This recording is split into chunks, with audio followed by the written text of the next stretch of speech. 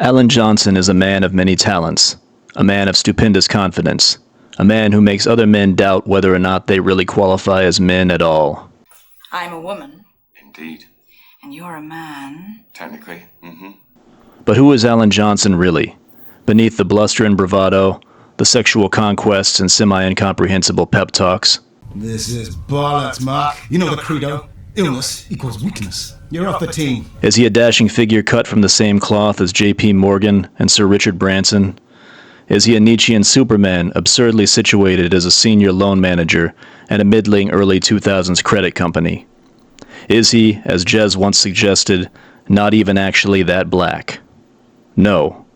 The answer to that last question is definitely no. He is a black man, and blacker than Jez will ever be. But that's not really what's important here. Because Alan Johnson is not a man who lets race or racist define him.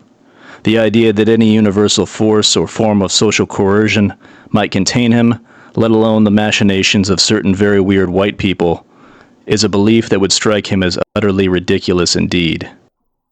He makes his own way in the world, you see. He bends reality to his will, rather than the other way around. Because Alan Johnson is no mere alpha male. He is the primordial meatspace precursor to the modern manosphere itself.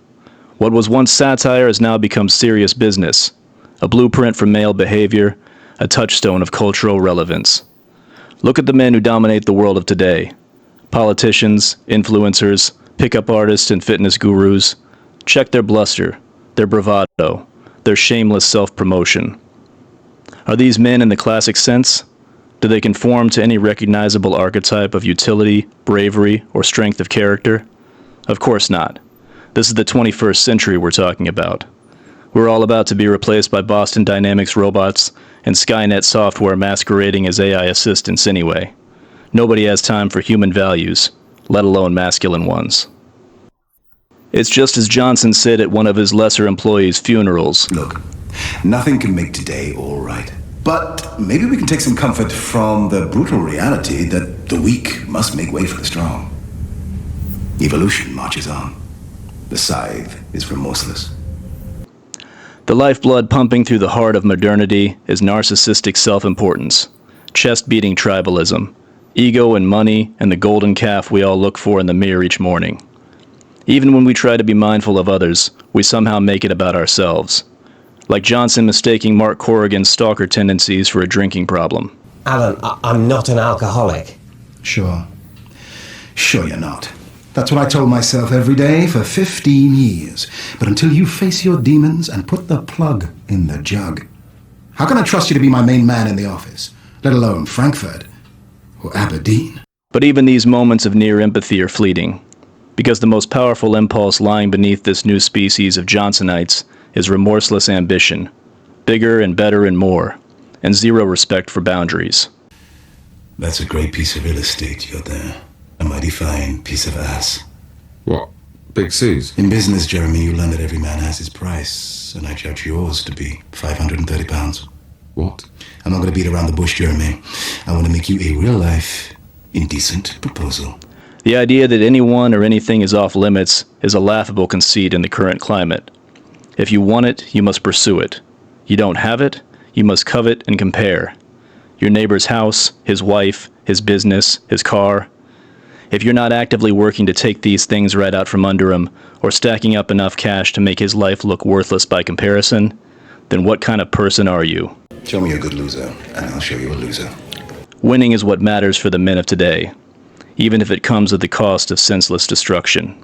I'm not running a rehab clinic. This is a maximum security business institution. And if you can't break rocks, you get shot in the head. And while this is obviously a psychotic outlook, it plays well to the would-be alphas among us, the betas and below who aspire to be top dogs in their own right.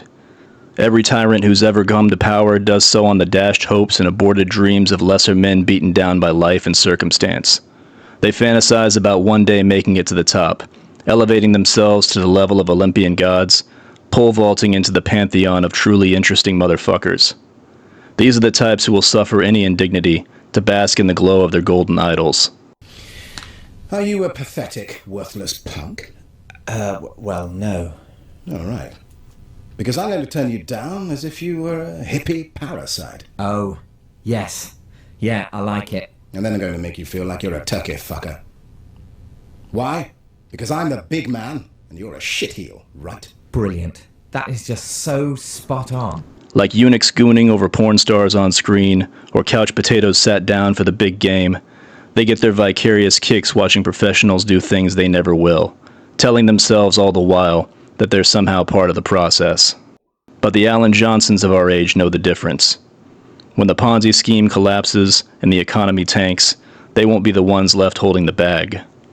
When the businesses fold and the bandits of Bartertown hop on their all-terrain vehicles and come gunning for Mad Max, they'll be the first to join the motorized lynch mob. Because these men are hyenas at heart. And Johnson? He's the rough beast slouching towards Bethlehem to be born. Again.